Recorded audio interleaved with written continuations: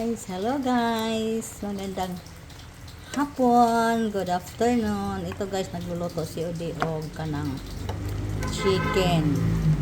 Nilagyan ako ng patatas, carrots og broccoli. Kay mura ni among gulay nga available. Ako na lang gigisa ang chicken, dayon gibutangan ako og broccoli. Aning chicken, mix ning chicken breast na ay wings na ay sa panidire basta chicken ni siya guys. Akong gigisa, butang aglamas, tapos butangan ako og broccoli. Broccoli guys ang yang highlights for the day. Sarap ito guys para sa among lunch. Di ba? O di ba na breast na ay sama ni basta chicken. Kain tayo guys. This is ready to serve for lunch.